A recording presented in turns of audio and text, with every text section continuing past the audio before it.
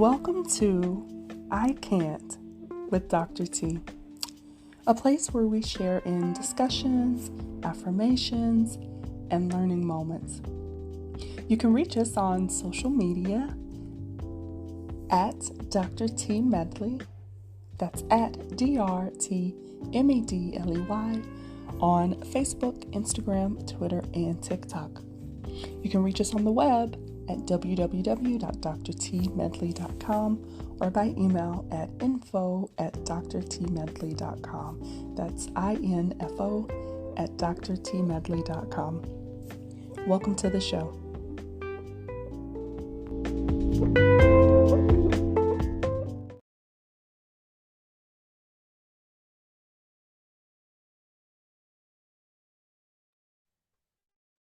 Hello, hello, hello. Welcome, everyone. Thank you for showing back up for this episode of I Can't with Dr. T. We are continuing our informal series on Boss Women of Worth. I think you are really going to enjoy the guests that we have on tap for today's conversation. I'm looking forward to learning a whole lot about what this lady is doing in her work and the populations that she is impacting. I really think you're going to get some great gems out of the conversation for today. It's great to be back with all of you. I look forward to hearing your responses to this episode, hearing questions that pop up, and hope that you can connect with today's guest in some way. So I know you're wondering, well, who is today's guest? Our guest for today is Natasha McCrea. And so we are so lucky to have her with us today for this episode. Welcome. How are you doing today? Hi, I'm great. Yay, yay. I'm so excited to have you here for our episode. Let me read your bio to our listeners really quickly, and then we'll jump on into our conversation because I know folks are going to be so interested in and excited to hear about the great things that you are doing and aspects of your journey that probably are similar to what some of our listeners have experienced. So today we have Natasha McCrea. She is the founder of the Love CEO Institute. And let me just say, I love that name all by itself. It's a personal development company for women. She has a degree in psychology from Grand Canyon University. And as a recovered love addict, Natasha has seen and experienced self-doubting, negative mindset, and an overall imbalance in work and life that keeps women from reaching their greatest potential. How many of you have experienced that, right?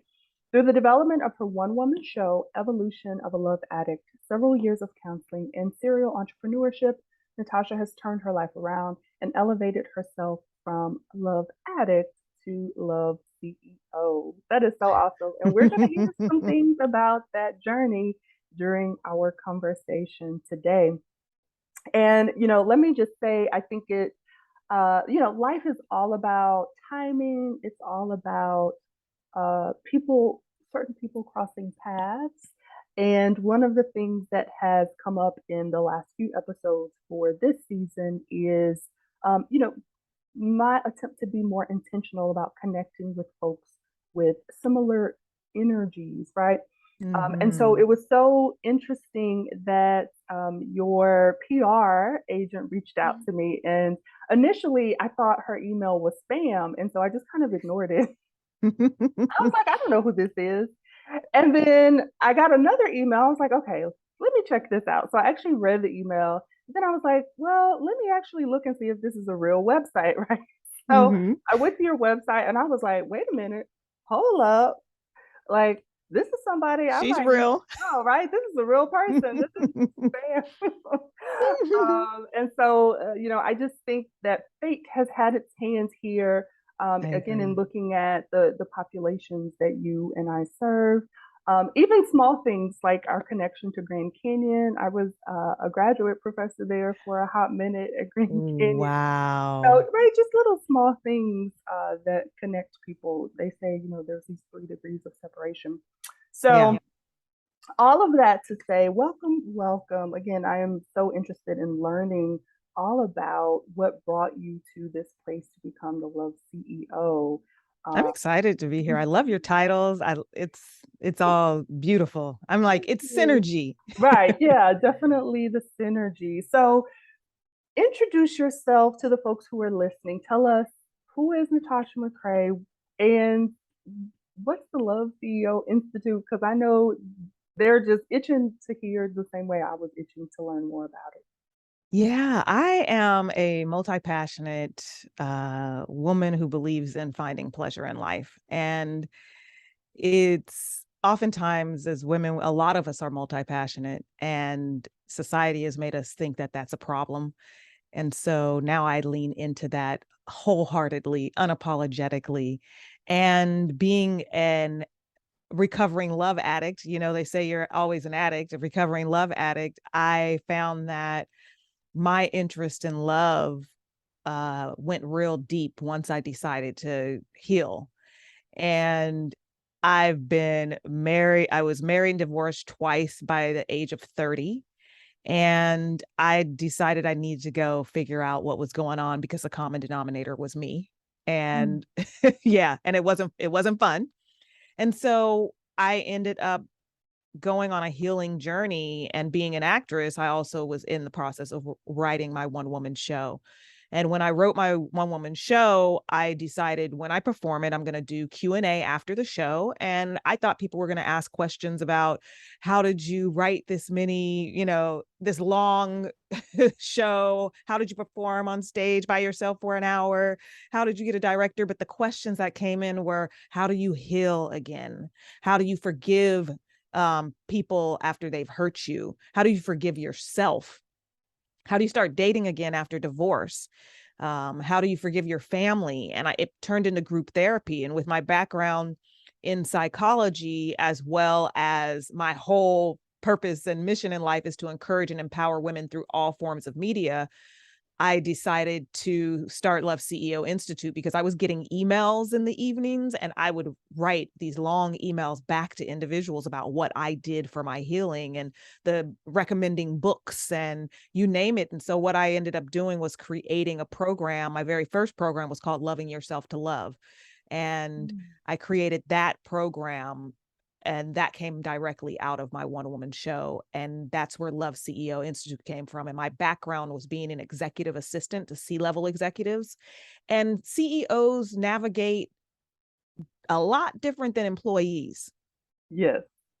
And I felt like the skills that we as women have in business, which usually we have amazing skills in career, but we leave all that confidence in the boardroom when it comes to relationships.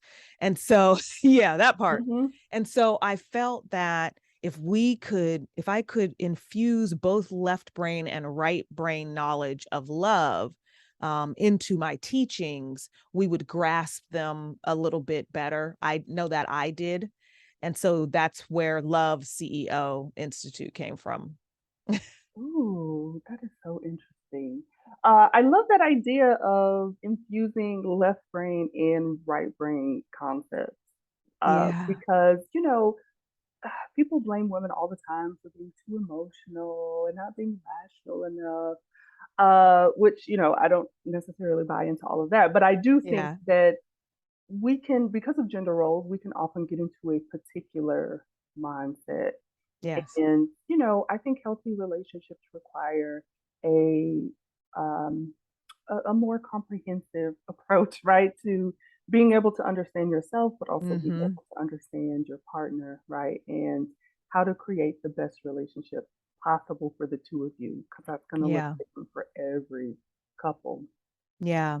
And it starts with you. I say that every person that hears my voice, I pray that they understand that they are the leading person. They are top billing, because I'm an actor. So, I speak in those terms sometimes, but Right? but you're the priority. You're number one. And if you have not filled your cup and you're not giving from what has overflowed into the saucer, then there's a problem. So it's important that you're number one, you fill your cup, and whatever overflows into that saucer is what you give from. Mm. So I think there's an understanding of a major journey of self-awareness that I like to be on myself, but also guide my clients to be on. Yeah. Self-awareness is definitely like that core to almost everything. Self-awareness and love. Oh, I yeah. think love will get you everything you want. Okay. And I think it will. And I'm glad you brought it back to that piece about self-awareness, because I wanted to touch on something you kind of said during your intro as well. I am in the process of going through a divorce myself, and recently I had essentially met a friend of a friend, and we were just sort of talking about the issue of divorce, right? And I mentioned to this person, I was like, "Oh yeah, I'm at fault for my divorce. Like I'm the cause of it." Essentially, is what I said. And that person was like flabbergasted. He was like, "I've never heard a woman accept responsibility for divorce. Like usually they blame it on the man." And I'm like, "Oh, okay, maybe that's your experience." I was like, "But I'm at a place where I'm self-aware enough to understand like Yeah. what were the mistakes that I made and how I contributed to it." So, with that in mind, and kind of based on how you said you came to that realization that, hey, I'm the common denominator here, there's some things I need to work on and heal from. How can people accept responsibility when it comes to challenges or mistakes or just some of those things that sometimes happen in relationships? We may not do things intentionally, right, to hurt our Yeah. partner sometimes, but that ability to accept responsibility is so important. So, how do you help people get to that place? I sometimes feel like the acceptance of responsibility seems like a very hard, like a burden for some people. I hear it and it's not a burden for me, but I know other people are like, accept responsibility, but this person did what, they're ready to Right. get defensive. So I tend to not really go that route in the beginning. And in order to get to that place of accepting responsibility is to understand who you are, what you really want and need, being vulnerable in that process, which vulnerability is a dirty word for alpha females generally. We got to learn that. We'd be like, you said what to me? It's like a cuss word. Yes. I know it was for me. And I know when I speak openly with other ambitious, strong women, sometimes they're like, yeah, girl, you're right. I might not be there now, but Right. so, so being vulnerable. And when you're vulnerable, you can begin to not look at everyone else as the enemy. And I feel like leaning into those core principles in the beginning will lead you to understanding the role that you play in your life, because you have to get into a place to understanding that you have the control. The same way I'll coach clients in saying you have the control to design the life that you want. Right now, we are reaping a harvest of the seeds that we planted yesterday. So if we take that control that I can design the life that I want, it comes with both the good and the perceived bad. Right. So having that understanding of first knowing that you can control your life, I believe accepting responsibility gets to a place of power. It's not to beat yourself up about anything. It's an understanding, because there's that martyr kind of, I'm accepting responsibility, but then there's that other side of, hey, I played a role in this. This is my life. For me, it was, I did allow those womanizers to be in my space. Like Right. I can't keep looking at him saying, oh, he's a dog. Oh, he's a cheater. Oh, he did this. Yeah, he is. But why did I allow that person in my space? That's the question I had to ask. And it wasn't cute and it wasn't pretty. And I was depressed for about a month. I highly recommend therapy. But once you get to a place of understanding the power you have to design the life that you want, and you're vulnerable enough to say what you want and you need, I think getting to a place of responsibility will be a lot easier for people. Because Okay. we can't start with responsibility because they don't even know Yeah. what they want. They don't even, Yeah. it's like, you're not even self-aware enough to know Right. that. Yeah, Yeah. definitely. Yeah, I totally agree that self-awareness is an important part of the journey, right? And being comfortable enough to be vulnerable. And so Yeah. I'm intrigued, of course, you mentioned alpha females. And I have been accused of being one at least once in my life, It's so fascinating. Like it's such a negative connotation. right? I think people don't understand the true definition of an alpha. I Mm, mean, just imagine a queen. A queen doesn't fight to be queen. mm-mm, She just is. Even if you watch it in the animal kingdom, you see the queen of her pack just sitting there. mm-hmm. She's not running around, I'm queen, I'm queen, I'm queen. I think people have associated alpha with, Bullying, I think, right? yeah, Yeah. they've associated that, yeah, with bullying and with, I want to call it brokenness for lack of better Mm, description. But a real alpha knows how to, because I believe we have both feminine and masculine energy, not the all the other. I'm not talking about gender. I'm talking about energy. mm-hmm. And for some it might be gender, but for me it's feminine, masculine energy. And most of the time people are associating a woman who's highly in her masculine as alpha, and that is not what alpha is.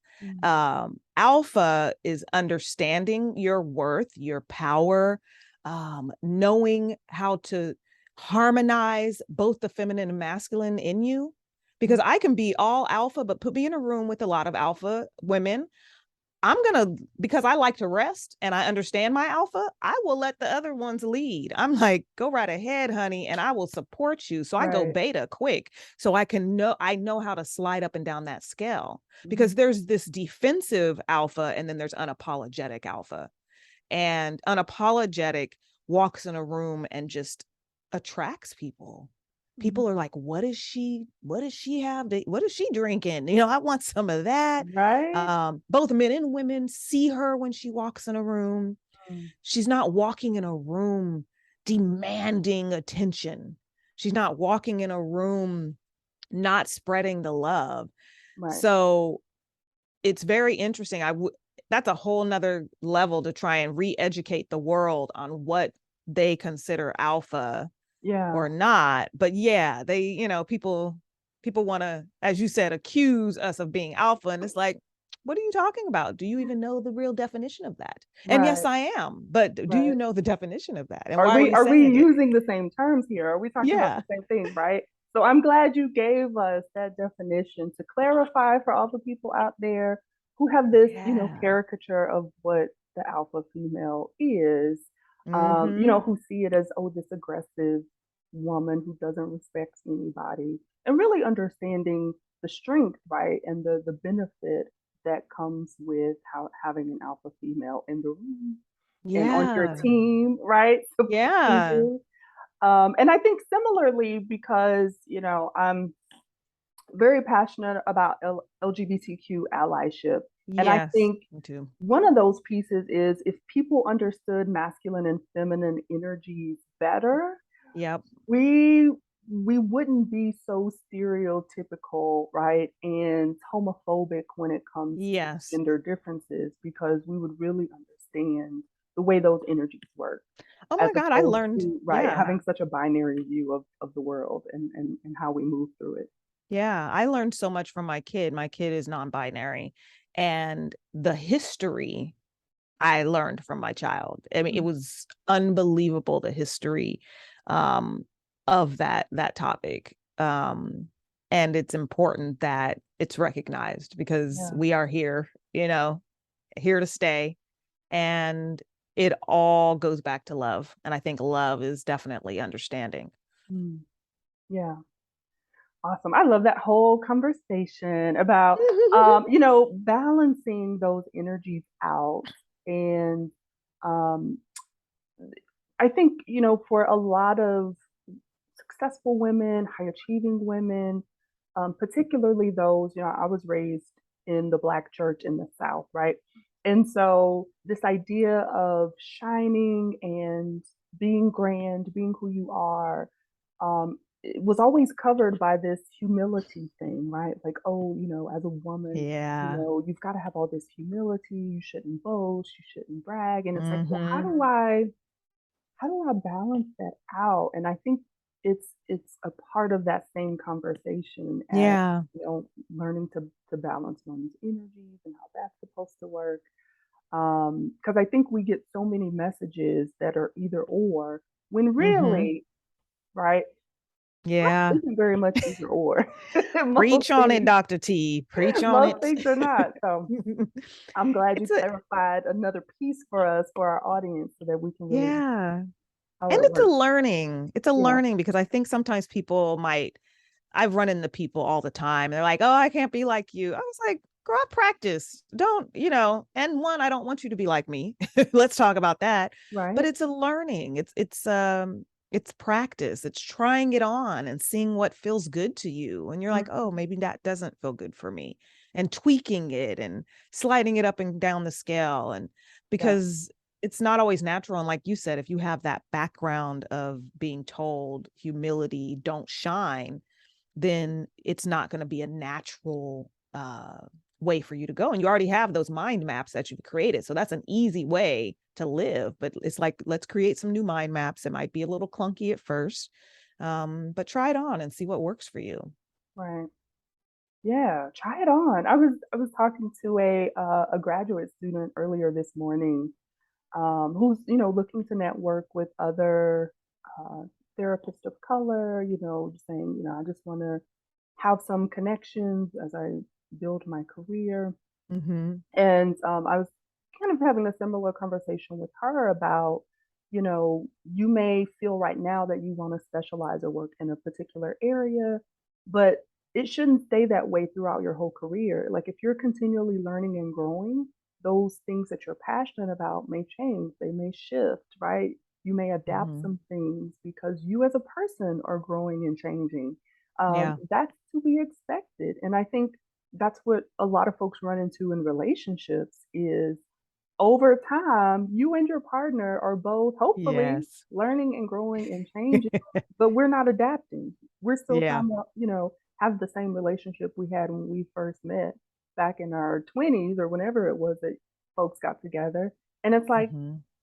you didn't think there should be some adjustments along the way? Yeah. Yeah. That's a big thing. That uh, goes back to that self-awareness. yeah. And just that willingness to, embrace change and, like you said, experiment, Mm-hmm. try it on, right? Let's talk this through. Ah, yes. So much, so much. So tell us then about evolution of a love addict. Um, your evolution in that, and for folks who have exposure to the play, what would they experience? Oh my goodness. It is a roller coaster ride, a sneak peek into the mind of a serial dating divorcee on her quest to find the love that really matters. And in that process, she finds out what love really matters. She finds out who she is, what she wants, what her desires are. People walk away from the watching the show, whether it was live or online. I offer it online now, feeling like they have been taken on a ride of every emotion, feeling like they have peeled back my skull and looked inside my brain, because I get really intricate about my thoughts and beliefs, and the thoughts you have when you're sitting across from someone at the dinner table on a date and you don't really say those things to anyone. Those are expressed. And I found that a lot of people have been ushered into healing just by seeing the show, Mm, because it one shows that they're not alone in this process, and it gives them hope. Because if people would have known me years ago, they'd be like, this girl, she gonna be Elizabeth Taylor, like what? And and I was able to snatch up my healing, like my mm, life depended on it. That was the main thing. I was like, my life depends on me snatching up this healing. yeah. So um it's so important that we share our stories, whether you want to share your story in your own journal by yourself. But I believe that we were put on this planet for to live our best lives, mind you, but Yeah. also to help other people along the way. There are people who are going through what I went through back then. And if I wasn't sharing my story, and that's not everybody's gift, that's not what everybody's supposed to do. But for me, sharing my story, I know is a way to help people. And it was also a way to help me. Yeah. It helped me a lot. It was therapy. Nice. And it's fun. I go on dates. I play several different characters. The characters are funny. And I can tell you get pretty animated. Oh, I do, because I'm still trying to contain myself. I'm like, I'm going to be in the box of Zoom, I'm trying to contain myself right now. But I do. I'm very animated. That is so cool. Just that idea of, letting all your thoughts and feelings out for the Yes. world to see and exposing yourself. But, that process of reflecting and learning as you are putting it on paper or saying it out loud and like Yeah. having new revelations as you go. Like I could just imagine.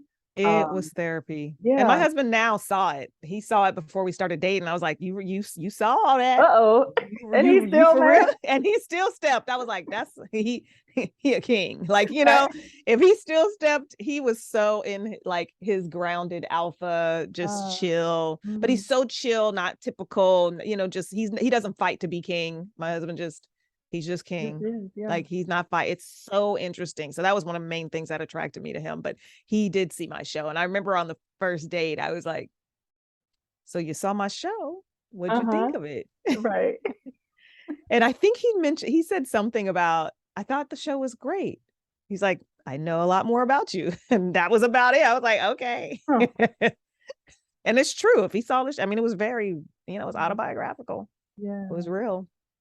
And so you mentioned, journaling. Are there other ways that you recommend folks to sort of move through that journey for themselves Oh, besides yeah. counseling? Because we definitely my first, that was not even beside, my first is therapy. Therapy is, and outside of me, because I'm a coach. I don't do therapy. I send clients to therapy when they need that. But it's something that I'm always recommending is therapy. But I feel like when you get real about what you want out of life, not what you think you deserve, not the cards that you were dealt, not your past experiences, because sometimes we get stuck there. Even with trauma, we can get stuck there. That's why therapy. I think when you get real with that, then that healing journey will open up.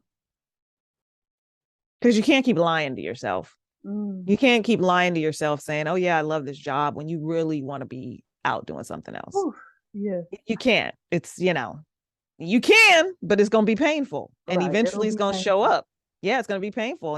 And eventually that stuff begins to manifest physically. Yeah.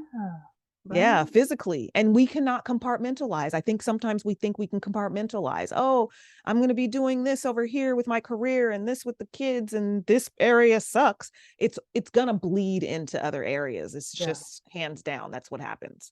Yeah. So I highly recommend that you get real with what you want. And it starts with just asking the question. Everything you need, even when I'm coaching clients, I'm like, I'm just here to pull out what is inside of you. I'm not here to be the guru. You can learn from my lumps. So I'll eliminate some of that extra time you're going to take. But it's just understanding that everything you need is inside of you or at your fingertips. And being willing. Sometimes people aren't willing to heal because they think it's going to hurt. And there may be some uncomfortable spaces, but just think of the discomfort for 50 years. Yeah. I know someone who hasn't healed for 50 years and they're in pain.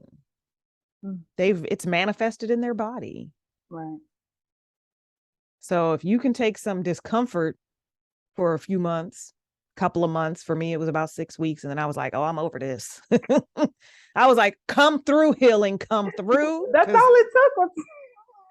It took 6 weeks of the pain. Now I have some discomfort happening, every Right. now and then, every new level. I'm like, ow, but I kind of lean in with my shoulder. Right. But that first time was like, ow, flat back on the couch. Don't want to look at the world for a month. Yeah. So that's what I mean. I was like, yeah, after about 6 weeks, I was like, this is for the birds.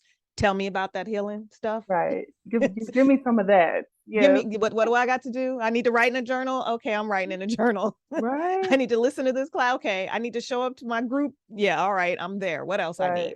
Yeah. Like I just went in gangbusters and said, this is my life. I'm about to snatch it up. Nice. So yeah, and it does. It takes that investment in the process, right? But I think there's a lot of folks who wonder if that's possible, and I think part of that is, yeah, if they've never had a truly affirming relationship where they felt safe enough to be vulnerable, they may feel like it's not possible. Like, yeah. I And do you that, can't do right? it alone. You can't do it alone. Get your therapist, get your coach, get your group, get a mastermind, get your board of directors, which I call them, your main 10 that I call for life. Yeah, your squad. Yeah, your squad. Get that and be aligned on the same page with accountability. Like those are the types of spaces I like to create, where it might not be your girls that you go out to brunch with. Everybody on different levels. But if you go to a place and everybody is wanting to do the same thing, that Felicia Rashad quote about magic happens when women come together with a collective intention is powerful and so real. So change who you're hanging out with or add to that accountability, whether it is group, whether it is your therapist, whether it is finding a friend who wants to heal with you at the same time, whatever it is, be intentional about it and find that group, because you'll ride off of their energy, because just it's powerful. I will never forget the story of this city where they came together and had a day of prayer. And they were having the day of prayer on the day where the city every year had the highest crime rate. And so they came together to do the day of prayer. People from all over the world showed up and they're praying in this city. Do you know that was the lowest day of crime in that city? Wow. On that day that they had that prayer. So that energy is powerful when you are coming together with a group of people with a collective intention. Yeah. That's energy. Powerful. Yeah. Right. Yeah. Oh, that is so awesome. That is awesome. And so, are there additional things in the works for Natasha? Or is it mainly Love CEO, Evolution of a Love Addict right now? I am so multifaceted. I'm launching a whiskey brand as we speak. Yeah. So that's happening. I'm in post-production for a documentary that I directed. And I do have some other business ventures that are in pre-planning, but Love CEO probably takes up most of my time. I'm an actress, so I get auditions on a regular basis, but I've created a platform and a membership program for people to show up and have all the tools and resources that they need. And then I also do private coaching. So I have only a small amount of spots available for private coaching. I love private coaching. I get a front row seat to people's lives, and it just, I don't know, it's beautiful to watch. That's so vain. Like, yes, I love helping people, but I also love to see this, for people. It's a little bit voyeuristic, right? But But I'm having fun over here. And so I have a small amount of life coaching clients. And then I have the membership platform of Love CEO Institute. But I'm living my best life. I'm about to go traveling. I have a kid who's 30 talking about going to Brazil. I'm looking at tickets, so I'll probably piggyback on maybe 1 week of their 4-week journey. Right. But yeah, I'm not going to be all up in you. But I asked yesterday, I was like, hey, do you mind if mom comes? Oh, Like, that's no, I hilarious. love it. Yeah, they were like, no, I'm so good if you come. So And let's not skip past that comment that you have a 30-year-old when you look 30, but I'm gonna just let that ride. I receive it. I'm gonna just let that Receive. ride. I'm holding on. I'm holding Right? on. I love it. Look, when you are creating and sharing that positive energy, like you said, it manifests, right? And It so does. that glow, that youthfulness, it's all there. Yeah. Like 15, 20 years ago, I looked 10 years older than I look now. Mm, You know, it was wild. I looked back at one of these pictures and I was like, whoa, whoa. You know, where I looked at the beginning of my journey when yeah, I was releasing everything, yeah, I still look younger than I look now. But the before that, when I was going through yeah. some stuff and not releasing it and holding on to it, Hmm. yeah, I looked 10 years older. Wow. Well, amen for healing and growth. I love it. Amen for healing and growth. So let us know about that whiskey for sure. I will. I will. I'm Um, excited. but you do a lot, right? You're a boss, you're an alpha, but when you're not working and when you're not, um, jumping on trips to Brazil with your adult child, what else? Yes, yes. Who is Natasha when she's not working? Let me give that to you and my computer. 1 second. 1 second. Yes.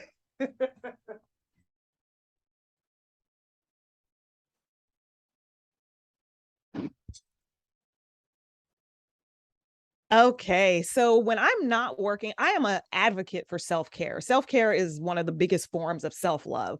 So I love chilling. And my chilling, let me explain that. I go to the beach. I watch a lot of great movies, a lot of foreign movies and television. I love the outdoors. I like hiking.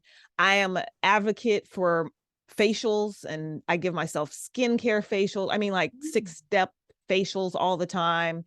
um, I love going to film festivals when I can. I have not gone out since the pandemic to a film festival, but I'm about to get back out there and go.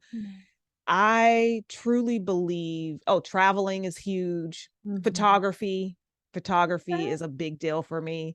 A lot of the pictures that you see, you might not know that I took of them if you look at my Yeah. Instagram.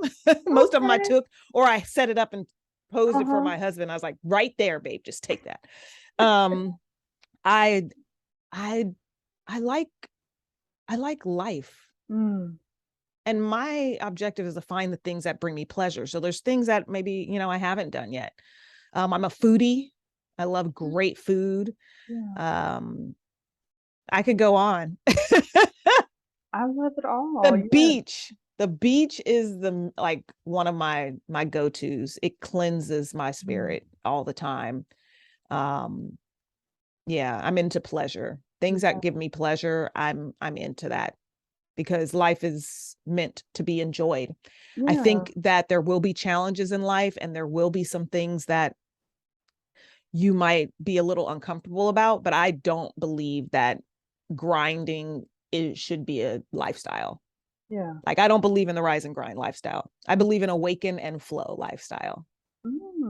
Okay, I like that. Awaken and flow. That's good. Yeah. Yeah, and I think so many of us are I think we bought into, right, that rise and grind, but I feel like so many more folks are embracing more of the awaken and flow, are realizing, Yeah. finding that balance. That Yeah. And rise and grind does work for certain personalities. yeah. It totally does. I don't knock it for that reason, but there were like myself, I met so many people that were like me where you're just feeling like I'm a loser because I'm not gonna get up at 5 a.m. Or I'm a loser because I don't want, and I dealt with that for years. And then I Uh, was like, no, how about you design the life you want? You still want the end game. mm-hmm. So what does that require? Right. What does the end game require? Like Right. me, I had this funnel that I was working with one of my assistants and tech. I don't like it, but this is where we were. I went and got a massage, Mm. and then I came home and finished. Right. Right. Yeah. Back in the day, it would have been like, you don't deserve a massage until you So finish you this finish thing. it. Yeah. Girl, I got a massage and I was at home. Oh, Boop. get that energy. Yeah. Yeah, it felt so good. Well, I just really love that idea about designing the life that you want, that, you know, empowering folks to recognize that they do have the abilities, the skills, the knowledge, the energy to do that, to Yeah. design the life that they want, to think about that end game. Okay, what's it going to take for you to get there, and be in that place, right? And to make use of the tools you have to create that Perfection. outcome. Yeah. That's your TED Talk. Hmm. Bam. Bam. There you have it. Well, this has definitely been an enjoyable conversation today. I'm so glad we connected. Tell Olivia I said thank you I for will. following up on that email so that I'm I so didn't think glad. it I was love Olivia. spam. All right. This has definitely been an amazing conversation, and I'm gonna follow you, and because I want to hear about the whiskey and see what else you're gonna be getting into in Yes. the near future. Yes. You So can find let us our on listeners. Jackson McCrea. You can find the whiskey at Jackson McCrea Whiskey on Okay. IG. Nice. And then how can we find you and all that you're doing on the rest of your social media? I'm Natasha McCrea everywhere, MCCREA. You can also Google Love CEO Institute. If you go to theloveceo.com, I have a monthly self-care calendar that you can download. Um, and yeah, you can find me everywhere. I'm not hiding. I'm out in them streets. He's out here. I'm out in them streets, Natasha McCrea or Love CEO Institute. Those are the two ways to find me. But I recommend going to the Love CEO and downloading the self-care calendar. That's a great start to getting connected to yourself. Awesome. All right. So to all the listeners out there, those who are watching, if you are ready to design the life and love that you want, Yes, you better honey. reach out to Natasha and pay her what she's worth, okay, for the life-changing support and guidance that you're going to get from her. And reach out and access all of her other resources as well. Yeah. Be on the lookout for that whiskey if you're okay to drink, because I know it's going to be bomb. It is. So thank you so much for taking time out of your busy schedule, all the things that Of you course. do, to share with us, share with the audience, let us know some of the awesome things that you are doing. We look forward to hearing more in the near future. Thank you. Yes, it has definitely been a joy. And so this has been another episode of I Can't with Dr. T and our informal series on Boss Women of Worth. I know you enjoyed the conversation today. You can leave questions related to the episode directly on Anchor or hit us up on YouTube, leave a comment. We look forward to hearing your thoughts on today's episode, and we look forward to seeing you soon on a future episode of I Can't.